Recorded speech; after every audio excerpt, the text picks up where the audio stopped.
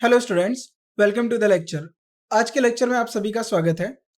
आज हम अपने सेंटेंस स्ट्रक्चर का पार्ट 3 शुरू करेंगे। इससे पहले पार्ट्स में हमने सेंटेंस के टाइप, क्लॉजेस के टाइप, कोऑर्डिनेटिंग कंजक्शंस और फैन बॉयज ये सब हम पढ़ चुके हैं। अब हम इस पर्टिकुलर टाइप पार्ट में हम क्या डिस्कस करेंगे, हम टाइप्स ऑफ क्वेश्चन डिस्कस करेंगे, एग्जाम में किस तरीके से क्वेश्चंस पूछे जाते हैं। तो हमारा पार्ट 3 हमारा प्रैक्टिस पार्ट है। आगे बढ़ते हैं, किस टाइप के क्वेश्चंस एग्जाम में पूछे जाते हैं। तो पहला टाइप होता है, हमसे पूछ लिया जाता है सब्जेक्ट और वर्ब की पहचान करिए। अब देखिए, या तो हमसे पूछा जाएगा पार्ट्स ऑफ स्पीच क्या है, पार्ट्स ऑफ स्पीच क्या होते हैं। अब पार्ट्स ऑफ स्पीच में हम एक एक करके लिखते हैं।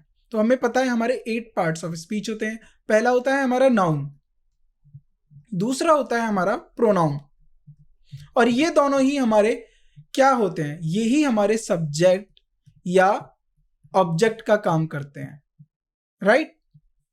तीसरा होता है हमारा एडजेक्टिव। एडजेक्टिव क्या करते हैं, एडजेक्टिव नाउन और प्रोनाउन के बारे में क्वालिफाई करते हैं, इनकी विशेषता बताते हैं। 4 होता है हमारा वर्ब, फिर होता है हमारा 5 एडवर्ब, फिर होता है हमारा 6 प्रीपोजिशन। प्रीपोजिशन, अब यहां पर एक एडिशनल वर्ब का ऑब्जेक्ट होता है और प्रीपोजिशन का भी ऑब्जेक्ट होता है। 7th होता है हमारा कंजंक्शन, जो 2 सेंटेंसेस, 2 क्लॉजेस और 2 वर्ड्स को कनेक्ट करता है। और 8 होता है हमारा इंटरजेक्शन, जो हमारी फीलिंग्स और इमोशन को करता है। तो आपको सेंटेंसेस में ये 8 के 8 पार्ट्स को पूछ लिया जाएगा किसी भी पर्टिकुलर सेंटेंस के अंदर। तो हमें याद रखना है कि इनका काम क्या होता है। नाउन हमारा सब्जेक्ट या ऑब्जेक्ट का काम करेगा। एडजेक्टिव हमें नाउन को क्वालिफाई करता दिखेगा। जहां भी नाउन के बारे में एडिशनल इंफॉर्मेशन दे रहे होंगे तो वो हमारे एडजेक्टिव होंगे, उनकी क्वालिटीज को लेके बात करी जा रही होगी। और एडवर्ब क्या, वर्ब क्या होते हैं, वर्ब हमारे एक्शंस होते हैं। एक्शंस कौन, और या फिर स्टेट के बारे में बात करते हैं। ये कौन एक्शन देता है, हमारा सब्जेक्ट देता है। इनके साथ कहीं ना कहीं हमारे नाउन या प्रोनाउन का लिंक होगा। एडवर्ब क्या होते हैं, एडजेक्टिव को भी क्वालिफाई करेंगे, वर्ब की भी डिग्री, वर्ब की कहां पर हो रहा है, वर्ब कैसे हो रहा है, कब हो रहा है, टाइम हो रहा है, इन सबको एक्सप्रेस करेंगे। प्रीपोजिशन क्या करेंगे, प्रीपोजिशन अपने वर्ड के साथ, उससे पहले वाले वर्ड के साथ उसको कनेक्ट करेंगे। ये इनके बीच में, 2 वर्ड्स के बीच में रिलेशनशिप स्टैब्लिश करते हैं। और प्रीपोजिशन के ऑब्जेक्ट होते हैं, हम इस तरीके से भी इनकी पहचान कर लेंगे। कंजंक्शंस क्या होंगे, कंजंक्शंस हमारी 2 क्लॉजेस को कनेक्ट कर रहे होंगे। इंटरजेक्शंस क्या होंगे, इंटरजेक्शन हमारी स्ट्रॉन्ग फीलिंग को बता रहे होंगे किसी भी सेंटेंस के अंदर। तो हमें ये सारे पार्ट्स हमें निकालने आने चाहिए। तो क्वेश्चन नंबर 1, टाइप 1 से हम शुरू करते हैं। सबसे पहला टाइप आता है हमारा सब्जेक्ट और वर्ब को पहचानना। तो जब भी हम सब्जेक्ट और वर्ब को आइडेंटिफाई करेंगे किसी भी पर्टिकुलर सेंटेंस के अंदर, तो हम किस बात पे ध्यान रखेंगे कि वो हमारा नाउन हो, प्रोनाउन हो, या तो उसकी स्टेट के बारे में डिस्क्रिप्शन हो रहा हो, या उसके एक्शन के बारे में हो रहा हो। तो यहाँ पर एग्जाम्पल देखते हैं, द कैट इज स्लीपिंग। तो ये किसके बारे में बात हो रही है, कैट के बारे में बात हो रही है, और उसकी स्टेट को बताया जा रहा है कि वो सो रही है। द कैट हुआ हमारा यहाँ पर सब्जेक्ट, और स्लीपिंग हुई हमारी यहाँ पर वर्ब। तो कैट हुआ हमारा सब्जेक्ट, और ये हमारा हुआ नाउन, और वर्ब हुआ हमारा स्लीपिंग। अब दूसरा होता है, हमें सेंटेंस के टाइप को आइडेंटिफाई करना होता है। तो हमने पढ़े थे डिक्लेरेटिव, इंटरोगेटिव, इंपैरेटिव और एक्सक्लेमेटरी, और एक और होता है हमारा ऑप्टिटेटिव सेंटेंसेस। तो हमें ये 5 टाइप में से, और मेनली जो फोकस होता है हमारा इन्हीं 4 टाइप के ऊपर होता है। हमें इनमें से आइडेंटिफाई करना होता है कि कौन से टाइप का सेंटेंसेस है। तो हमने पर्टिकुलर कुछ रूल सेट किए थे। डिक्लेरेटिव होगा हमारा, कोई इंफॉर्मेशन होगा, कोई फैक्ट होगा, कोई जनरल बात होगी, कोई स्पेसिफिक बात होगी। इंटरोगेटिव क्वेश्चंस के फॉर्म में पूछे जाएंगे, और उसका पंक्चुएशन क्या होगा, क्वेश्चन मार्क होगा। इंपैरेटिव हमारे कमांड को दिए जाते हैं, रिक्वेस्ट को दिए जाते हैं। एक्सक्लेमेटरी हमारी फीलिंग्स को बताते हैं। तो अब यहां पर देखते हैं, वेयर आर यू गोइंग। अगर आप इस बात को देखें, यहाँ पर पंक्चुएशन मार्क क्या है, क्वेश्चन मार्क, तो ये किस बारे में बात कर रहा है, ये क्वेश्चन पूछ रहा है। तो ये हमारा कौन सा टाइप हुआ, इंटरोगेटिव। अब चेंज द सेंटेंस टाइप। अब हमें क्या सेंटेंस को टाइप करना होता है कि डिक्लेरेटिव को हमें इंटरोगेटिव में करना है। यानी अब देखिए, इंटरोगेटिव का हमेशा आंसर होता है डिक्लेरेटिव सेंटेंसेस। जब भी आप क्वेश्चन पूछते हैं तो आपको इंफॉर्मेशन चाहिए होती है। अब जब इंफॉर्मेशन मिलती है वो हमेशा डिक्लेरेटिव में मिलती है। अब यहां पर क्या करना है, जो इंफॉर्मेशन है उसका उल्टा क्वेश्चन हमें जनरेट करना है, हमें क्वेश्चन बनाना है। तो change the sentence to an interrogative. They will arrive tomorrow. अब ये एक स्टेटमेंट है कि वो कल आएंगे। अब आप क्वेश्चन करिए कि क्या वो कल आएंगे। तो जब आप इस तरीके के क्वेश्चंस करते हैं तो विल दे अराइव टुमारो, तो हमारा ये चल जाएगा विल दे अराइव टुमारो, ये इंटरोगेटिव में कन्वर्ट हो गया। और कंबाइन सेंटेंसेस क्या होते हैं, देखिए हमने कनेक्टर्स पढ़े थे। कनेक्टर्स हम किसे बोलते हैं, हम कंजंक्शंस को बोलते हैं। कंजंक्शंस क्या होते हैं, हमारे जो दो वर्ड्स, दो क्लॉजेस, दो सेंटेंसेस को जोड़ते हैं, दो स्टेटमेंट्स को जोड़ते हैं। अब हमने पढ़ा था हमारी कंपाउंड सेंटेंसेस होते हैं, कॉम्प्लेक्स सेंटेंसेस होते हैं, तो उसमें हम किस तरीके के कंजंक्शंस यूज करते हैं। तो हमें यहाँ पर भी अप्रोप्रिएट यानी जो सूटेबल हो उस तरीके का कंजंक्शन जोड़ना है। अब स्टेटमेंट्स क्या है, she likes to read books एक स्टेटमेंट हो गई। क्या ये अपने आप में एक अलग स्टेटमेंट है, क्या इसको एक अलग सेंटेंस की तरह कंसीडर करा जा सकता है? यस, पर्टिकुलर इंफॉर्मेशन है, ये इंडिपेंडेंट है। She likes read books, she also likes writing, उसको राइटिंग्स भी पसंद है। क्या ये अपने आप में भी एक कंप्लीट सेंटेंसेस है? यस। सो मैं इसको ऐसे बोल सकता हूँ, she likes read books and enjoys writing.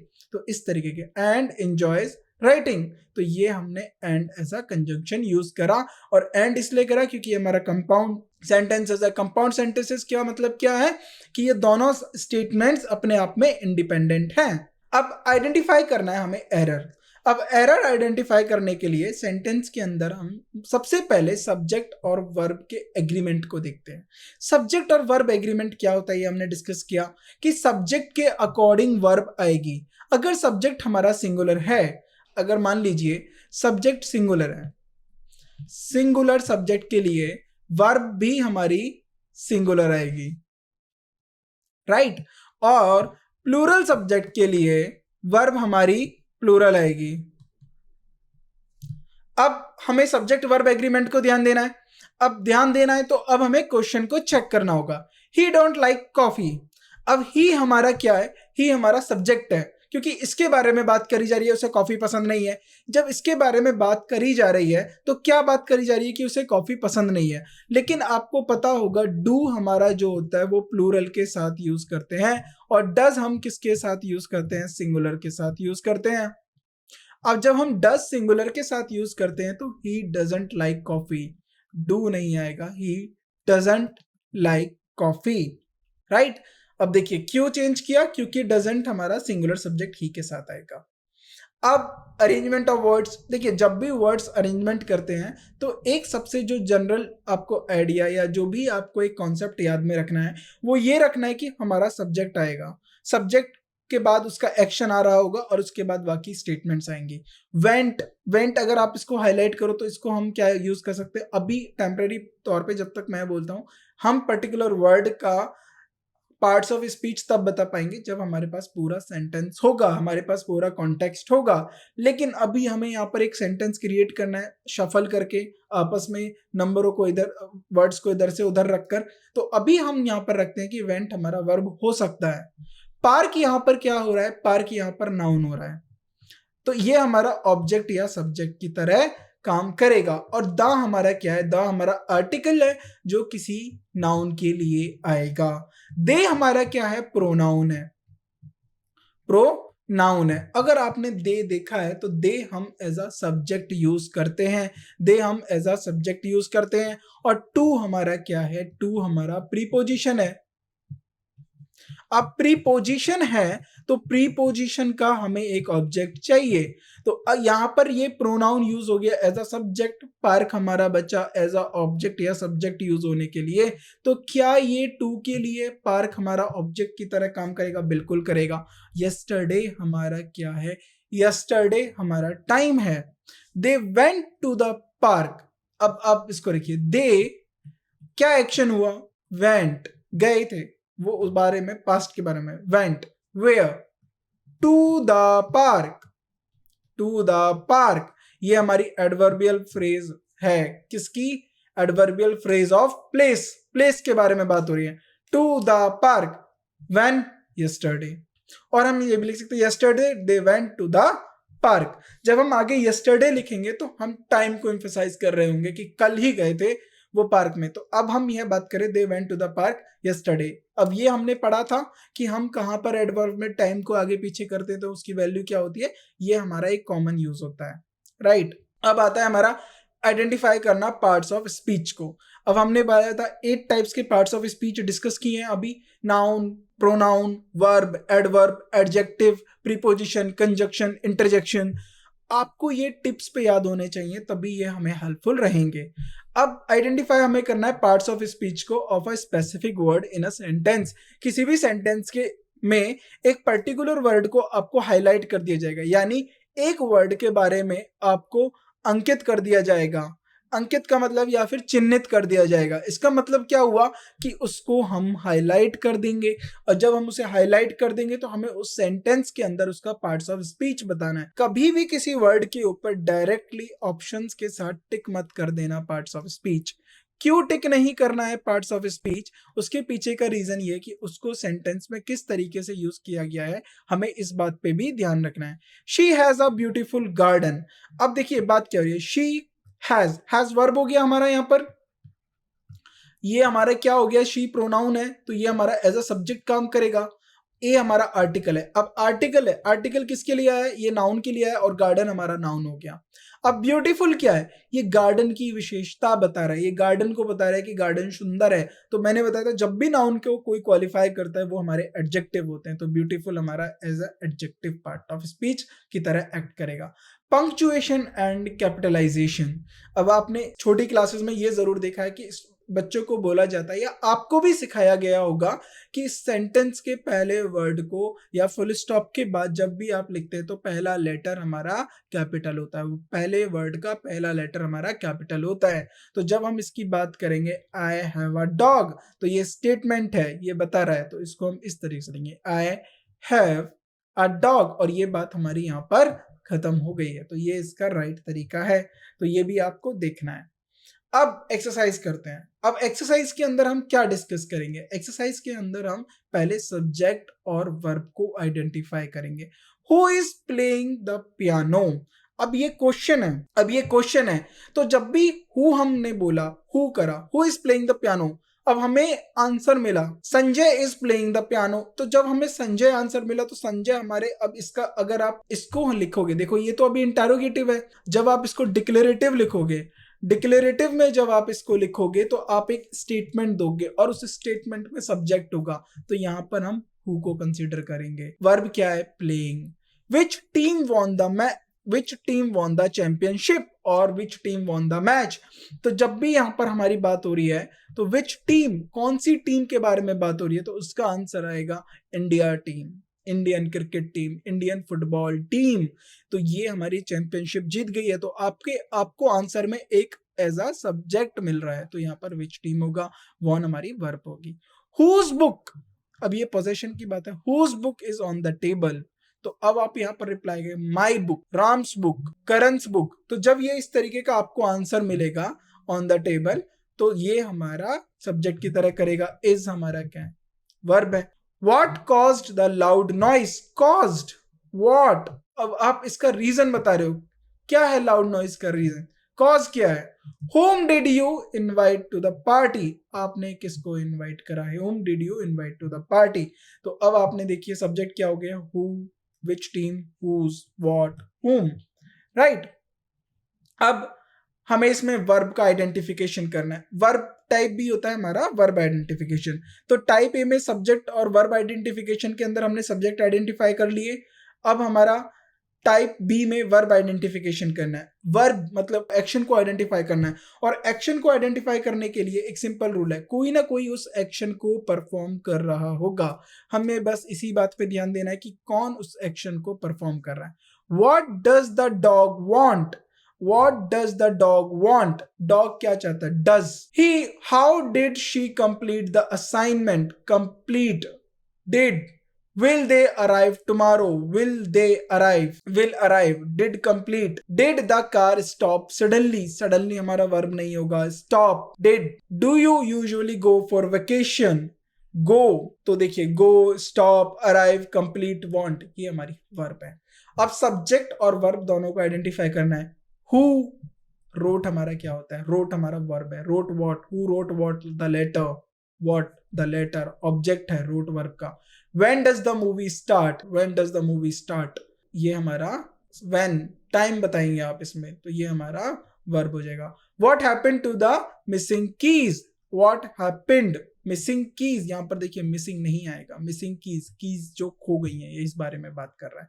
What are the children laughing, why are the children laughing, laughing हमारा वर्ब हो गया।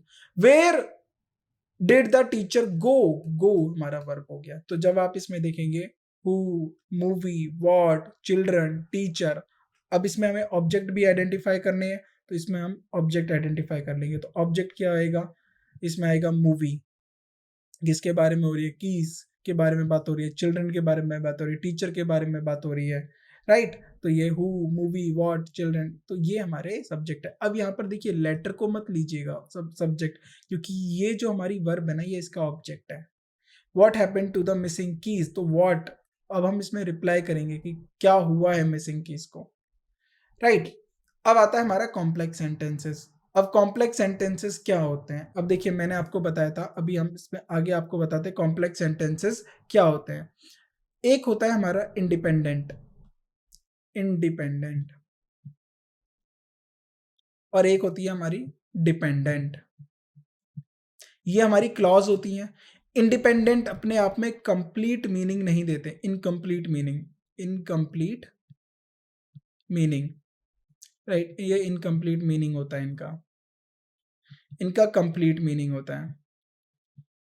अब जब इनकम्प्लीट मीनिंग और डिपेंडेंट कंप्लीट मीनिंग देते हैं, तो अब हम इसको आसानी से पहचान लेंगे। After the storm passed who help to clean up the debris, अब जरा इसको देखिए, आफ्टर द स्टॉर्म पास्ट, अब इसमें देखिए दो क्लॉजेज हैं, दो क्लॉजेज हैं, तो दो क्लॉजेज में दो हमारे सब्जेक्ट होंगे और दो हमारी वर्ब होंगी, राइट। तो अब इसमें बात करते हैं पहले, who helped to clean up the debris, who helped, verb, subject, verb, after the storm passed, subject, और ये हुआ हमारा past, हमारी क्या हुई, past हमारी हुई verb। तो यहाँ पर who और helped हमारी क्या हुए, subject और verb। तो अब हम अगला स्टेटमेंट पढ़ते हैं। तो ये हमारा क्या हुआ, सब्जेक्ट, और ये हुई हमारी वर्ब। अगला statement, the cake that was baked by Sarah, the cake that was baked by Sarah won the competition. What flavor was it? अब ये क्वेश्चन पूछा गया, what flavor was it? The cake, ये हमारा क्या हुआ, सब्जेक्ट हुआ। was baked, that was baked by Sarah, अब ये इसको देखिए कर रहा है, ये that was baked by, ये इस केक के बारे में बात हो रही है। was baked, ये भी एज अ वर्ब हमारा काम करेगा। by Sarah, won, केक ही जीता है, द केक won, ये भी हमारा वर्ब है। अब देखिए इसमें देखिए दैट हमारा प्रीपोजिशन आ गया, the cake that was want by Sarah. अब इसको हम कह सकते हैं, the cake was baked by Sarah, the cake won the competition. Which cake, the cake that was baked by Sarah won the competition. What flavour was it, अब ये इसकी बात कर रहा है, व्हाट फ्लेवर वॉज इट। अब it क्या है, यहाँ पर केक के बारे में बात हो रही है, एंटीसीडेंट है, ये इट किसके लिए यूज हुआ है, ये इट केक के लिए यूज हुआ है, राइट। और ये उसका फ्लेवर पूछ रहा है, ये भी हमारा वर्ब की तरह काम करेगा। How many people, how many people attend the meeting, अब हमारी वर्ब होगी अटेंडेड, अटेंडेड वर्ब, वर्ब किसके बारे में, कौन, 36, 40 पीपल, 30 पीपल, तो ये हमारा एज अ सब्जेक्ट है। Attend the meeting and what topics were discussed, topics were discussed, right. The team, the team, team noun मिला, played their best game ever, अब टीम ने अपना बेस्ट गेम खेला। But why could not they secure, they secure, secure verb, किसी चीज को पा लेना, हासिल करना, secure the victory, secure what, victory. अब दे सिक्योर एक्शन क्या, किसी को पाने के लिए या किसी को आपको उसको अचीव करने के लिए आपने क्या करा, एक्शन क्या, सिक्योर क्या, व्हाट, विक्ट्री। तो ये हमारे सब्जेक्ट वर्ब हो गए यहाँ पर द टीम, और ये हमारा वर्ब हो गया। There, where is the museum, अब जब भी आपको आंसर मिलेगा where is the museum, museum, और उसके बाद क्या आएगा, and when does it open, open ये हमारी बात कर रहा है, सब्जेक्ट की बात कर रहा है, ओपन कब खुलता है वो। तो इस तरीके से आपको सेंटेंसेस में सब्जेक्ट वर्ब का पता करना है। Complete the sentence.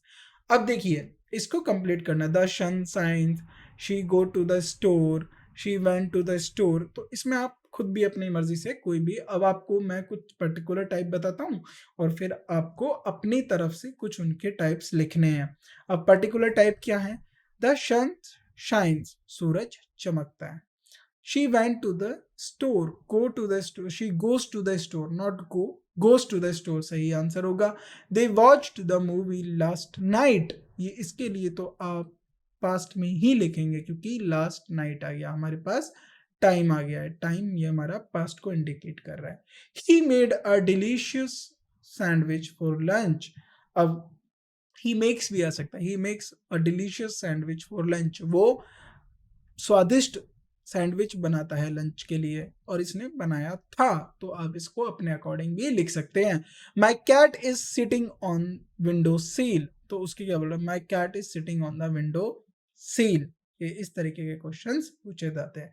Type B, compound sentences. अब आपने पढ़ा होगा fan boys, fan boys, fan boys क्या होता है, ऐसे सेंटेंसेस जो फैन बॉयज नाम के कोऑर्डिनेटिंग कंजंक्शन से जुड़े होते हैं, ऐसे दो टाइप, वो अपने आप में कंपाउंड सेंटेंसेस कहते हैं।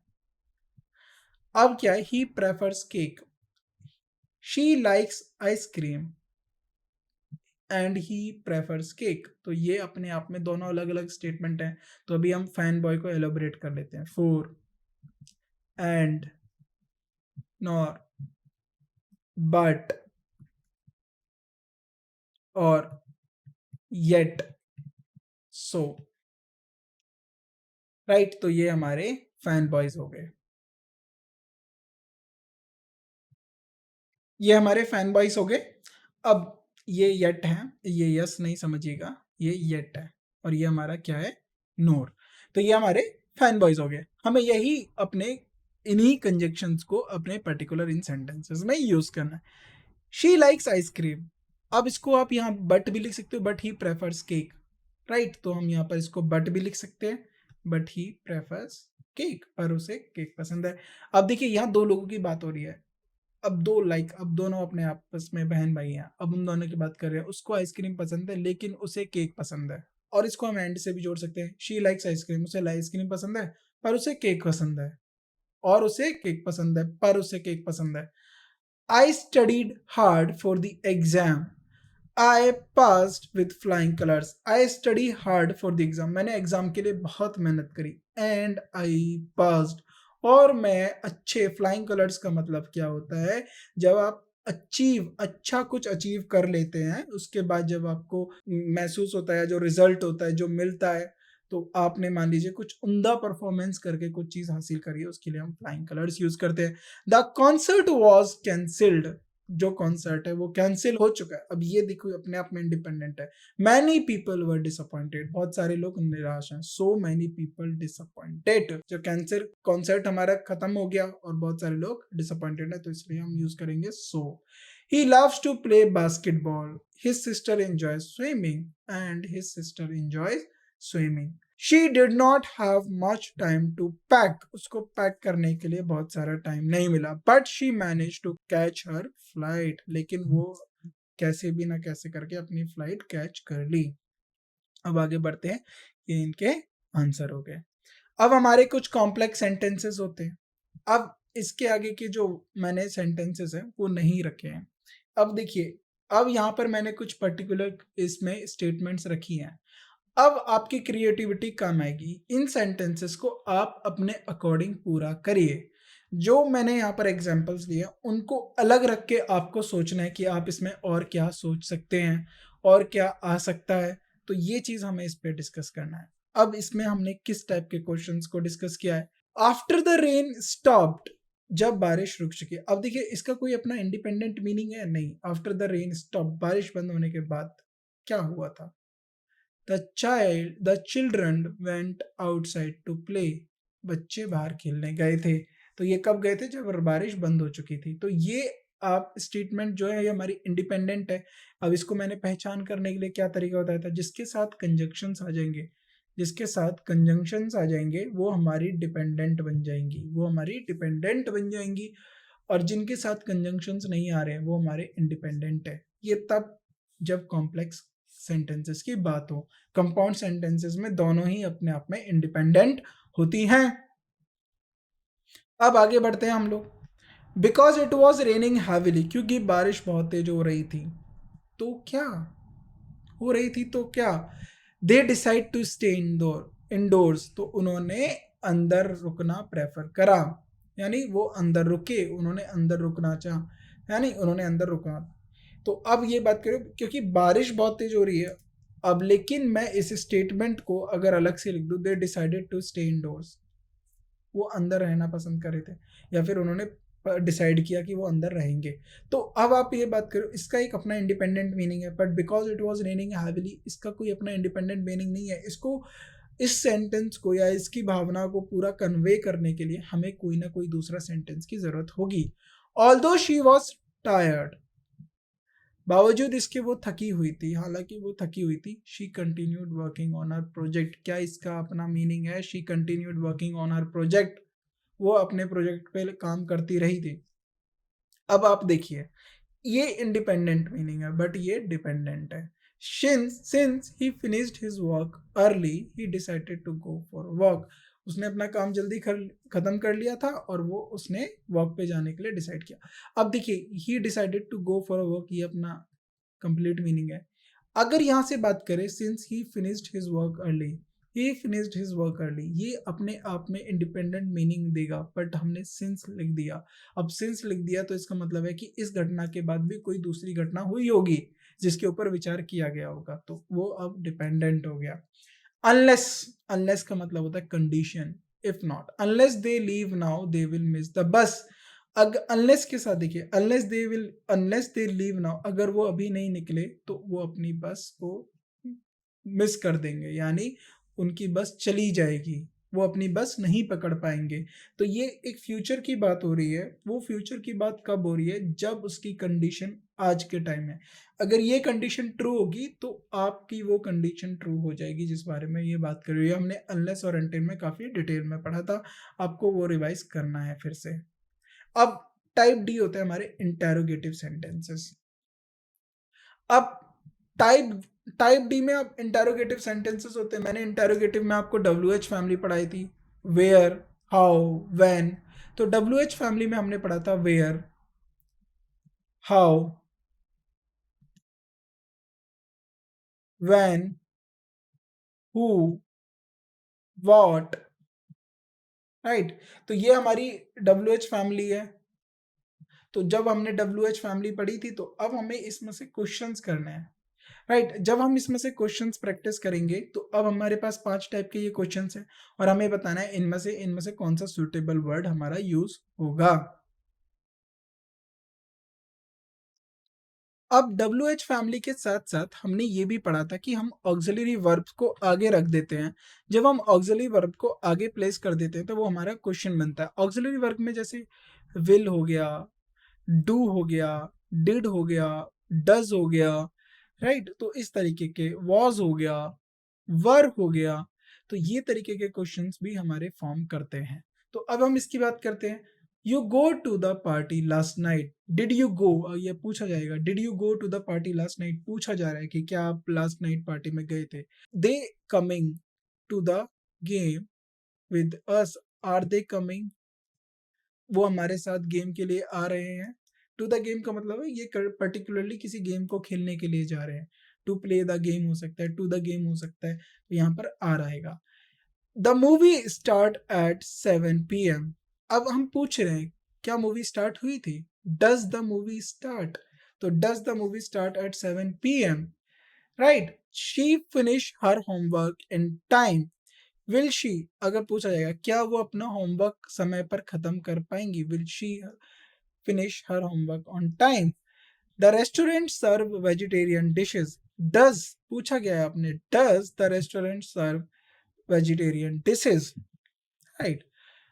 ये इनके आंसर हो गए। इम्पेरेटिव सेंटेंसेस, इम्पेरेटिव सेंटेंसेस में आपने पढ़ा था कमांड के लिए यूज होते हैं।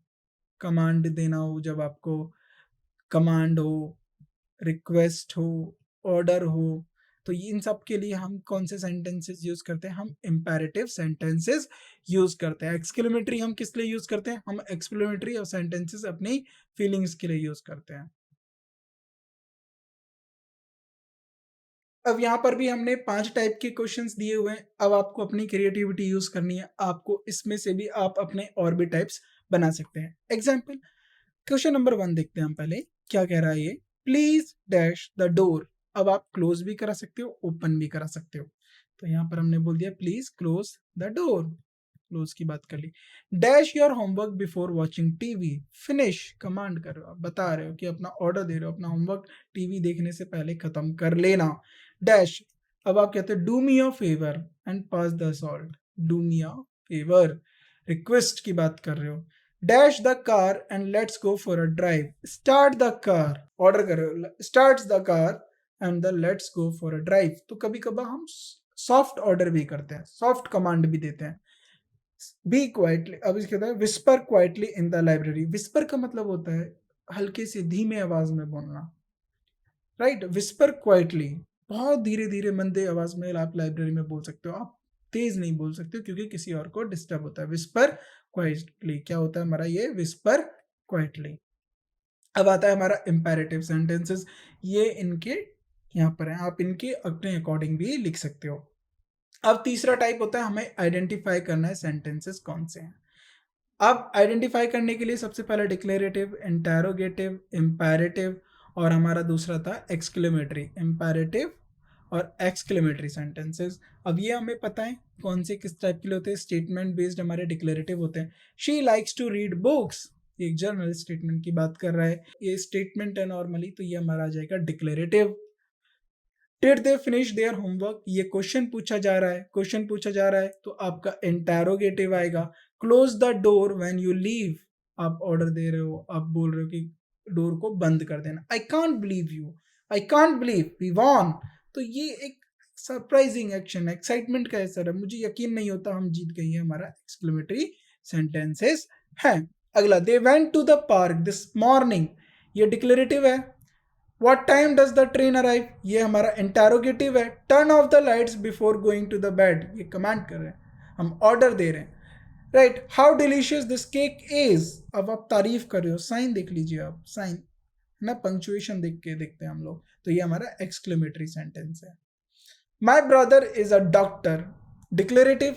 Have you seen my keys, ये हमारा कैसे सेंटेंसेस हो जाएगा? हमारा एक्सक्ले, अब ये इंटेरोगेटिव सेंटेंसेस है। बी काइंड टू अदर्स, है ना, ये हमारा क्या है? हमारा imperative sentences. Wow that was an amazing performance, ये हमारा एक्सक्लेमेटरी सेंटेंसेस है।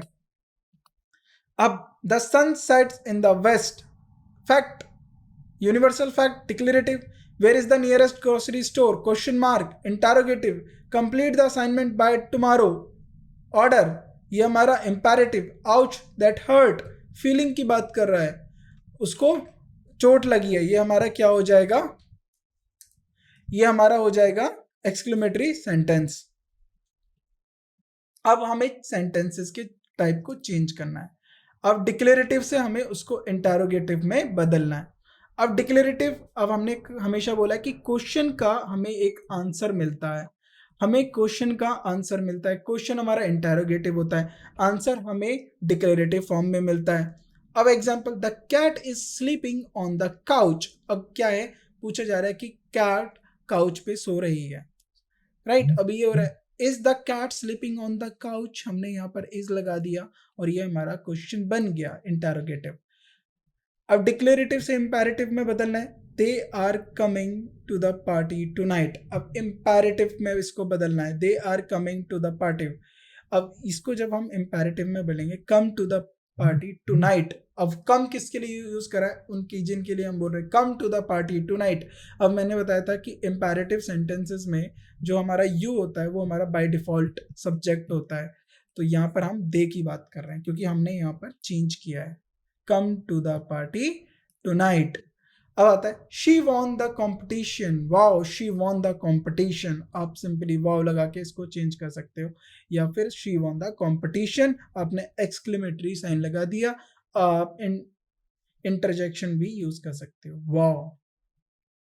Is this movie starting now, अब आपने बोला है कि ये आप बोल रहे हो the movie is starting now, तो इस तरीके से आप अब इसको डिक्लेरेटिव में बदलना है। डिक्लेरेटिव में आप क्या करेंगे, डिक्लेरेटिव में आप इसको स्टेटमेंट बना देंगे, the movie is starting now. Imperative और इंपैरेटिव से डिक्लेरेटिव में बदलना, प्लीज क्लोज द डोर, आपने सिंपल बोल दिया you close the door, you अगर हम इसमें लिख देंगे क्योंकि इंपैरेटिव के अंदर ये होता है यू क्लोज द डोर, ये भी हमारा बदल गया, राइट। अब एक्सक्लेमेटरी से डिक्लेरेटिव में बदलना है, व्हाट अ ब्यूटीफुल सनसेट, ये अब एक्सक्लेमेटरी साइन है, आप साइन हटा दीजिए, व्हाट अ ब्यूटीफुल सनसेट। अब आपने क्वेश्चन कर लिया, व्हाट अ ब्यूटीफुल, डिक्लेरेटिव दे दिया आपने, व्हाट अ ब्यूटीफुल सनसेट। अब यहाँ पर हमारे क्वेश्चंस के टाइप खत्म होते हैं। इस तरीके के क्वेश्चंस हमारे एग्जाम में पूछे जाते हैं, और हमसे सबसे पहले ज़रूरी होता है हमें सेंटेंस की कुछ बातों को याद रखना। तो हमारा जो सेंटेंस स्ट्रक्चर हमने अभी डिस्कस किया, तो उसमें क्या इंपॉर्टेंट होता है ये अभी हम डिस्कस कर लेते हैं। तो सबसे पहले हमें इसमें क्या याद रखना होता है, parts of speech, parts of speech की हमारे कौन से पार्ट्स ऑफ स्पीच हैं, और उसके बाद हमें इसमें याद रखना होता है सब्जेक्ट और ऑब्जेक्ट, और उसके बाद सब्जेक्ट और ऑब्जेक्ट के बाद हमें याद होना वर्ब। अब वर्ब के साथ हमें क्या याद रखना है, वर्ब का ऑब्जेक्ट अगर सेंटेंस में आ रहा है वर्ब का ऑब्जेक्ट है, या फिर प्रीपोजिशन का ऑब्जेक्ट है, प्रीपोजिशन का भी ऑब्जेक्ट होता है, प्रीपोजिशन का भी ऑब्जेक्ट होता है, नहीं पार्ट ऑफ स्पीच हो गया। अब टाइप्स ऑफ सेंटेंसेस हो गए, टाइप्स ऑफ सेंटेंसेस हो गए, और कंजंक्शंस हो गए, कंजंक्शंस, कोऑर्डिनेटिंग कंजंक्शंस क्या होते हैं, कंजंक्शंस कौन से होते हैं, कंपाउंड सेंटेंसेस क्या होते हैं, कॉम्प्लेक्स सेंटेंसेस क्या होते हैं। तो सेंटेंस स्ट्रक्चर में सबसे और इम्पोर्टेंट चीज कॉन्टेक्स्ट, इस पे डिपेंड करता है कि हमारा कौन सा वर्ड किस फैमिली को बिलोंग करता है, किस पर्टिकुलर टाइप का वर्ड है। तो आपको ये सारी बातें इसमें ध्यान रखनी है। जब आप इन बातों को फॉलो करेंगे, तो जब हमारे क्वेश्चंस बनते हैं तो हम उसमें से particularly A B C D, अगर ये हमारे इतने सारे वर्ड्स हैं तो इसमें से हम पहचान कर पाएंगे कि हमारा वर्ड कौन सा है। तो ग्रामर को समझने के लिए सेंटेंस स्ट्रक्चर बहुत ज़रूरी है। ये इसका थर्ड पार्ट था, हमने इसमें क्वेश्चंस भी प्रैक्टिस करे, और इससे पहले दो पार्ट है, हमें उनको भी यूज करना है। और इसमें एक बात को और ध्यान देना है, सब्जेक्ट वर्ब का एग्रीमेंट, ये सब्जेक्ट वर्ब का एग्रीमेंट जरूर फॉलो होना चाहिए। जहां पर ये एग्रीमेंट ब्रेक हो जाता है, वहां पर हमारा सेंटेंस गलत हो जाएगा। और उसके बाद आता है प्लेसमेंट, हमें वर्ड का प्लेसमेंट आना चाहिए कि हमें कहाँ पर अपना वर्ब रखना है, एडजेक्टिव किसके साथ यूज होता है, एडवर्ब किसके साथ यूज होता है, as a subject as a object क्या फंक्शन करते हैं हमारे नाउन प्रोनाउन। तो आप इन सबको बातों में याद रखेंगे, इन सब बातों को याद रखेंगे, फिर आप सेंटेंस स्ट्रक्चर की प्रैक्टिस करेंगे। तो जो बाकी के जो ग्रामर के पार्ट हैं, फिर उसको आप दोबारा रिवाइज करिए, दोबारा पार्ट्स ऑफ स्पीच को रिवाइज करिए, तो उससे क्या होगा, आपको और क्लियरिटी हो जाएगी, उसका यूजेस भी समझ में आ जाएगा। फिर जो एरर स्पॉटिंग की हम बात करेंगे, उसमें सारे क्वेश्चंस जो है इजीली बन पाएंगे। और कॉम्प्रीहेंशन, और सबसे इंपॉर्टेंट पार्ट जंबल सेंटेंसेस और पैराग्राफ जंबल्स में इनका इंपॉर्टेंस बहुत ज़्यादा है। तो दोबारा हम सेंटेंस स्ट्रक्चर को जंबल सेंटेंसेस और पैराग्राफ जंबल्स में डिस्कस करेंगे। तो यहाँ पर क्लास को एंड करते हैं। Thank you.